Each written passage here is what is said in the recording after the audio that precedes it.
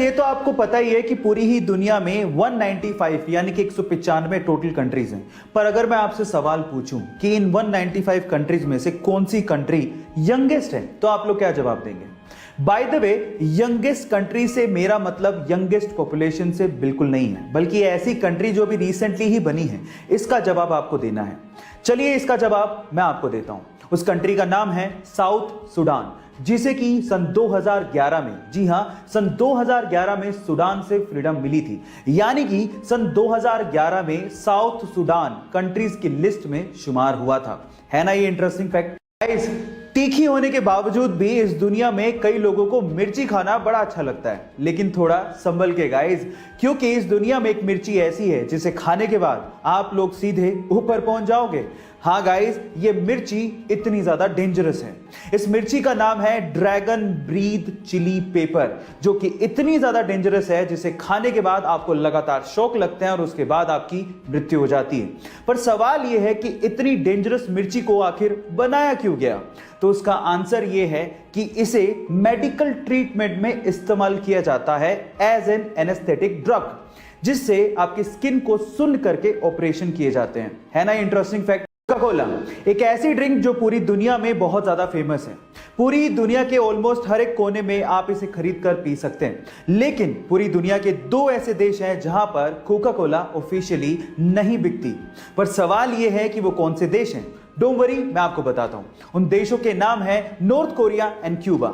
अब north Korea या Cuba का नाम सुन के शायद आप ये सोच रहे होंगे कि वहां के तानाशाही की वजह से ये ड्रिंक्स वहां पे नहीं बिकती होंगी, लेकिन ऐसा नहीं है। यूएस ने खुद ने ही इन दोनों देशों पे ट्रेडिंग के प्रतिबंध लगा रखे हैं। हालांकि अनऑफिशियली ये देश मैक्सिको और चाइना से, जो कि इनके नेबरिंग देश है, वहां से एक्सपोर्ट करके कोका कोला को मंगवाते हैं। यानी कि महंगे दामों में आप वहां पे कोका कोला का सिप का मजा अनऑफिशियली ले सकते हैं, लेकिन ऑफिशियली नहीं। गाइस, कंपनीज में सिलेक्शन किस बिहाव पे होता है? क्या आपने कभी सोचा? मतलब ऐसी कौन सी क्वालिटी है जो आप में हो जिससे आपका जॉब इंटरव्यू में सिलेक्शन हो जाए? चलिए मैं आपको बताता हूं। रीसेंट स्टडी से यह पता लगा है कि कंपनीज के एचआर आपकी इंटेलिजेंस से ज्यादा आपकी रिलायबिलिटी पे फोकस करते हैं। मतलब आपके दिमाग चलाओ एटीट्यूड से ज्यादा आप कितने टिकाऊ हो इस चीज पे ध्यान देते हैं। आप ट्रस्टवर्दी हो कि नहीं, आप जॉब पे टिकोगे कि नहीं, ये उनके लिए ज्यादा मायने रखता है। गाइस, आप लोगों ने स्कैम 1992 का ये डायलॉग तो सुना होगा, the most expensive thing in the world is trust and cheap people can't afford it. So guys, अपने इंटरव्यूअर को ये यकीन दिलाइए कि आप रिलायबल हैं। गाइस, जब भी अर्थ शेक करती है यानी कि धरती हिलती है तो उसे अर्थक्वेक कहा जाता है। आपको तो ये बात पता ही होगी। और हमारे साइंटिस्ट लोगों ने हमारी अर्थ पे बहुत जगह पे अर्थक्वेक्स को रिकॉर्ड भी किया है। आपने भी कभी ना कभी इसे महसूस किया होगा। लेकिन सवाल यह है कि अगर हमारी अर्थ प्लेनेट को छोड़ दें तो इसके अलावा अगर किसी और प्लेनेट पे ऐसे ही वाइब्रेशंस महसूस किए जाएं तो क्या उसे भी अर्थक्वेक ही कहेंगे? नहीं।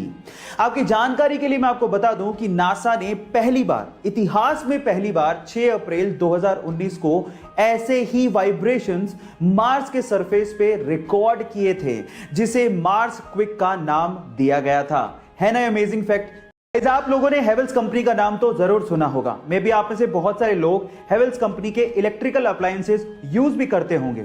लेकिन मजेदार बात यह है कि बहुत सारे इंडियंस सिर्फ हेवेल्स कंपनी के नाम की वजह से इसे एक फॉरेन कंपनी मानते हैं, जबकि ऐसा है नहीं। ये एक प्योरली इंडियन कंपनी है जिसका नाम इसके पहले ओनर हवेली राम गुप्ता के नाम पे रखा गया है, जिन्होंने इस कंपनी को उस समय मात्र 10 लाख रुपए में बेच दिया था। और आज ये कंपनी एक पब्लिक लिस्टेड कंपनी है जिसकी इवैल्यूएशन 5000 करोड़ रुपए की है, जिसमें लगभग 6000 लोग 50 अलग अलग देशों में काम करते हैं। है ना ये इंटरेस्टिंग फैक्ट? गाइस, ऐसे ही इंटरेस्टिंग फैक्ट्स के लिए YouTube पे हमारे चैनल को सब्सक्राइब कर लीजिए। अगर आप इंस्टाग्राम पे देख रहे हैं तो मुझे फॉलो करना मत भूलिएगा।